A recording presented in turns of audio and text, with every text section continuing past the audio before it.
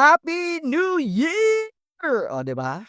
Napakagandang pagsalubong sa bagong taon. Ito yung turn ng calendar which always brings a sense of excitement and fresh possibilities.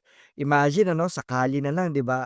Kami when we celebrated New Year this year, it's outside of our normal routine. So, instead of staying at home, we went out. Buti na lang libre ang Skyway. Thank you Skyway and NLEX, yeah. Nag-ano kami, nag-road trip kami ta's dun namin sinalubong ang bagong taon. Dun kami nanood ng fireworks, 'di ba? Kasi yun yung nangyayari sa Pilipinas, kapag ano, 'pag New Year, street lights up with what? Lights up with what? With fireworks. But here's the thing, families gather around tables filled with food, yung tinatawag na medianoche, 'di ba? Tapos the air buzzes with hopeful resolution. This is the season that invites us to pause, to celebrate, and to look forward to what's ahead. But as I look back, my fondest New Year memories are not just about the celebrations, no, but it's all about the lessons they quietly carried. Hi, this is Brother RJ and welcome to our OBM of the Week. So growing up, New Year's Day was an adventure for me. Bakit? Kasi I can still vividly recall the little traditions that made the day so special. You know what? When I was still young and handsome, ngayon kasi looking young and looking handsome na lang eh. Ano ba naman yan, Brother RJ? Kabago-bagong taon, ang aga-agang joke. Anyway, I remember lighting up firecrackers in secret. Kasi bakit? Bawal. Mapapagalitan. Kasama ko yung mga barkada ko, no? Nandun kami sa kali. Nagsisindi kami ng mga small triangle kung tawagin. And my mischievous streak always found a way to make the night more exciting. I remember yung tradition na tumatalon. Kailangan mo tumalon daw ng magkataas-taas para ikaw ay tumangkad. Trying to touch the sky because yun nga, yun yung sinasabi nila eh. Pag tumalon ka daw sa pagsalubong ng bagong taon, ikaw ay tatangkad. Pero parang hindi naman siya totoo talaga, no? Hindi, kasi ang task ko tumalon, hanggang 5'5" lang ako, di na ako tumangkad ulit eh. At isa pa sa mga nakasanayan, ano, yung mo yung napakalakas na torotot, 'di ba? O kaya magpapatunog ka ng kaldero, ay kaya bubusina ka ng malakas sa mga sasakyan. At syempre, ang hindi mawawala, lalong-lalo na sa ating mga Pilipino, ang pagkain. And who could ever forget the sight of the grandmother in her what? Favorite polka dot dress. Di ba? Totoo yan. Yung mga lola natin, no, di ba? And a symbol of attracting, bakit nga ba nagsusuot ng polka dots? Kasi ito daw yung nagpapadala ng swerte sa bahay. Alam niyo mga kapatid, traditions may change, but the memories and the lessons behind them, it remain timeless. So itong mga moments na to, they were filled with fun, laughter, and family. It's a beautiful picture of celebration. But beyond the noise and excitement, there was something more meaningful waiting to be discovered. You know what?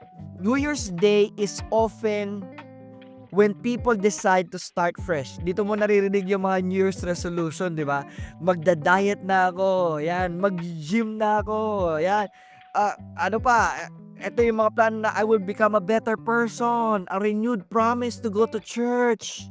These are common resolutions we hear every January. But allow me to ask you this question. Why wait for New Year's Day to start again? Di ba ba't kailangan mag-start ng January 1? Why postpone a healthier lifestyle, a kinder heart, or a deeper faith until the clock strikes at midnight on January 1? Listen carefully. Renewal is not tied to a date on the calendar because every sunrise, it's an invitation for you and me to start again, to begin again. And the truth is, listen carefully, every single day we wake up is a brand new opportunity to grow, to forgive, and to start over. So waiting for January 1 to make a change is like waiting for perfect weather before planting a seed. You'll keep waiting and miss the season to grow and miss that opportunity. And among all the New Year traditions I grew up with, there is one that stands out. A simple but powerful practice that my dad started, passed down to our family. Before we eat our New Year's meal, we take turns sharing the good things that happened over the past year. We recall blessings we receive, answered prayers, and joyful moments. But it doesn't stop there.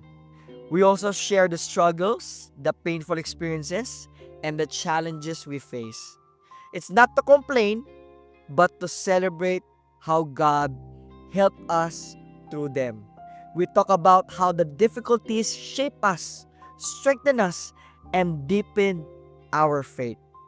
My dear friends, gratitude is not just for the good times, it is a posture of the heart that sees God's hand even during the hard times.